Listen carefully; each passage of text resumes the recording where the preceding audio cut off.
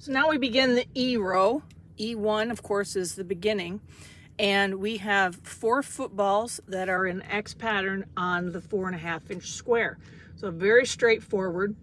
What I'm going to do is I'm going to base this big square, and then I'm going to, because I have a dark fabric, I'm going to use a white mechanical pencil, and then I'm going to draw a light line from corner to corner.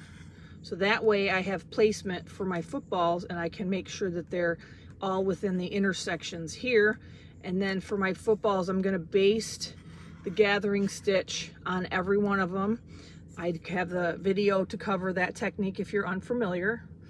So let's get the pieces out. So here are my pieces I'm working with. I'm going to baste my square opposite sides and then the other opposite sides. And then I'm going to make my X like we talked about. This is my Fons & Porter white mechanical pencil.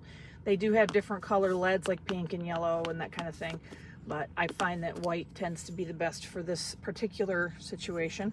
And then here I'm going to gathering stitch this and then baste it down, and then gathering stitch this and then come back and baste it down.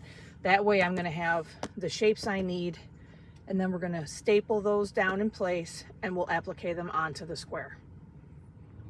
So I've got my pieces basted. I got my square here, and I'm not sure if you can see the white pencil line I have in an X. I can see the one, but I'm not sure if this other one is there. And then I've got all 4 of my footballs basted down. They're loosely basted at the corner, so as I applique, I will sharpen the tip. But next, I'm going to take my stapler and place these in the position. Make sure that you have the paper point, not where the fabric is, in position properly, because you can tuck the excess underneath while you applique. And then in this corner, you want the paper corner in the absolute corner here. So it shouldn't overhang, but if it does a little bit, that's okay, because you can tuck the fabric under as you applique. So I'm going to go ahead and get these positioned. So I've placed the first 2, and I did not put on the other 2 because when I can applique these a lot easier without the other 2 on. So I'm going to start like here-ish because it's easier for me to get my needle, but essentially it's going to be a figure 8 type of thing. So I'm going to come in here and then come this way and then come this way and finish back where I was. This way it's going to allow me to do these points a lot more accurately, and then I can get to the other 2 the same way. Okay, so I've stapled these down and I've already appliqued these down.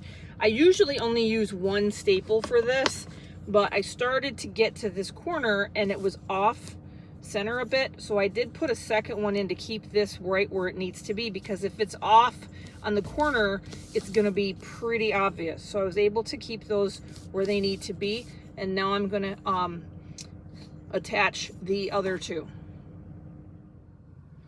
So I've attached all 4 of the footballs and taken the staples out.